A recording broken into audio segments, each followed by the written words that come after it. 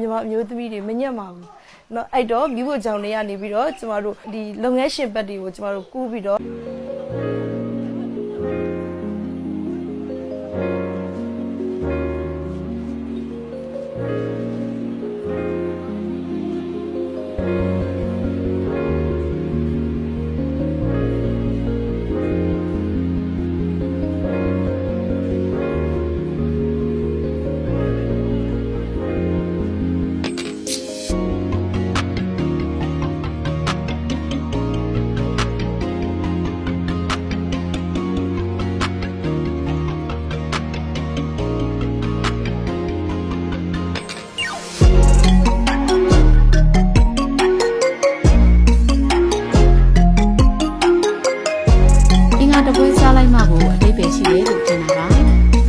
နေရာဒေသပေါ်မူတည်ပြီးမိုးရင်းကားချက်ပုံချက်နည်းတွေကအမျိုးမျိုးရှိကြပါတယ်။မိုးရင်းကားဟာမြမလူအဖွဲ့အစည်းအတွင်းမှာလက်ဆိုင်စွာနဲ့အမြင့်တွယ်နေပြီဖြစ်တဲ့အစားအစာလေးဖြစ်ပါတယ်။ဒါအပြင်မိုးရင်းကားဟာဘာသာမရွေးစားသုံးနိုင်တာကြောင့်အလူမင်္ဂလာဆွမ်းကြွေးကဲ့သို့တာရင်းများမှာမပေါမဖြစ်တဲ့အစားအစာလေးဖြစ်ပါတယ်။မြောင်းမြမိုးရင်းကားလို့ဆိုလိုက်တာနဲ့မြောင်းမြသူမြောင်းမြသားတွေကတော့သူတို့ဒေသရဲ့သင်္ကေတလေးဖြစ်တဲ့မိုးရင်းကားကိုအလွန်ကိုပဲနှစ်ချိုက်ကြပါတယ်။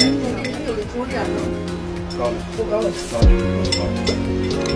ကိုပြီးတော့9ရောက်တာလည်းပေါ်တယ်။တင်စားမြောင်းမြမိုးရင်းကားထုတ်ကုန်ကို2019ခုနှစ်မှာစာတင်ကထုတ်လုပ်ပြန်ပြီးရောင်းချခဲ့တာဖြစ်ပါတယ်။အဲဒီအချိန်ကမှဒီကနေ့ထိထုတ်ကုန်များကိုနေပြည်တော်မန္တလေးရန်ကုန်ကချင်ပြည်နယ်ကယားပြည်နယ်စားတဲ့ဒေသတွေကိုဖြန့်ဖြူးရောင်းချပေးရရှိပါတယ်။စိတ်သားဟိရလူ၄ယောက်စားမုတ်ကဆိုဝယ်စားမယ်ဆိုစိတ်သားဆိုလည်း3ချက်သားပြီးစားလို့ရတယ်။ဟိရကျွန်တော်တို့အများနဲ့ပို့ထားနေတယ်။မုတ်ကဆိုနဲ့ express စားလို့ရတဲ့ခါကျတော့50သားစားဖို့50သားလေးကျွန်တော်တို့ဟိပို့ပေးထားတယ်တကယ်တည်းဆိုရင်အဆိုဝယ်မယ်ဆိုရင်ကျွန်တော်တို့80သားပြီးစားလို့ရတယ်။ဒါကတော့ကျွန်တော်တို့စိတ်သားဟိရရောမုတ်ကပေါ့အကုန်ပြီးစီရှင်ဒါကလည်း4ယောက်စားရှင်။ဒါကတော့50သားစား50သားကိုဟိရရောမုတ်ကပေါ့အကုန်လုံးပြီးစီဒါကတော့50သားချုပ်ပွဲစားအဓိကတပွဲစားမှာပါတာကကြတော့ကျွန်တော်တို့မုတ်6ပါတယ်ဟိုငါးသားပါတယ်ဟိရနဲ့စားဖို့အတွက်ကိုဆန်လော်လေးတွေပါတယ်မယုတ်ကောင်းမှုတ်ပါတယ်ဒါတပွဲစားမှာပါတဲ့ပစ္စည်းလေးတွေရှင်းပြပြီးတော့ကျွန်မရက်တည်နေပါပြီရှင်အဲ့တော့ညီမမျိုးသမီးတွေကိုကျွန်မက message လေးပေးချင်တာကကျွန်တော်တို့ညီမမျိုးသမီးတွေမညံ့ပါဘူးเนาะအဲ့တော့မိဖို့ကြောင့်နေရနေပြီးတော့ကျွန်တော်တို့ဒီလုပ်ငန်းရှင်ဘက်တွေကိုကျွန်တော်တို့ကူးပြီးတော့ဘဝမှာအောင်မြင်တဲ့စီးပွားရေးသမားတွေအဖြစ်ရက်တည်သွားပါစေလို့ကျွန်မလည်းဆုတောင်းပေးပါတယ်ကျွန်မကိုယ်တိုင်လည်းအောင်မြင်အောင်ဆက်သွားပါမယ်